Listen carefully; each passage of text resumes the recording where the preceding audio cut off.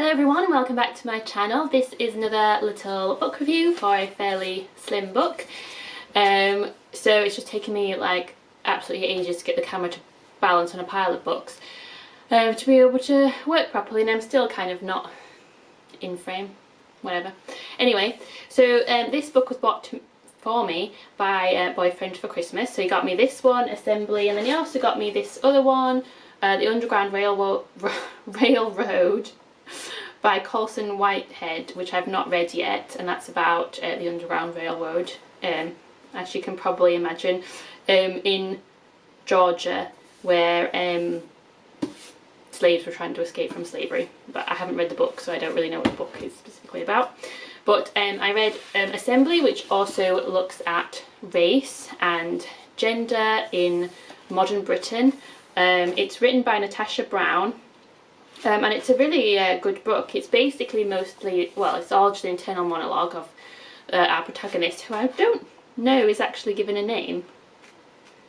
But it's her, you know, navigating through her current life, which is that she is, you know, seemingly quite successful, got a quite high level, high paying job. Her boyfriend says that she's, you know, super rich, but he is wealthy in the sense that he was born into money, so it's a different situation for him, and then the experiences that she have of essentially sexual harassment, but also some women kind of experiencing something similar but turning that into more of a relationship for their advantage and their advancement.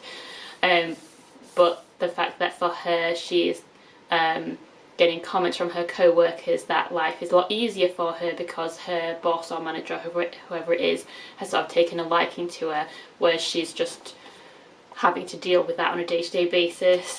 And then there's also her race, which again is not, you know, specified, but I'm assuming that she's black. If it is, I've missed it. But just people making various comments about things like Brexit and I guess immigration, and how they really understand what it's like for her because they're, you know, they're European, and now with Brexit things are different in that sense, and stuff. And then at the same time she's also got health concerns and is having to decide how she wants to treat her illness, and she's, you know, been exhausted by a very demanding job, but she is advancing in her job, so does she continue that advancement or not? And it's, you know, it's a very slim book, so it's not so much about what is happening, it's not so much plot based, it's just, like I said, more her internal monologue, and it does focus on race and gender in modern Britain.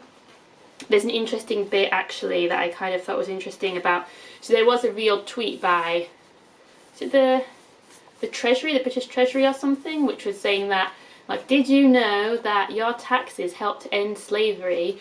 And this was actually something that they tweeted at some point a couple of years ago.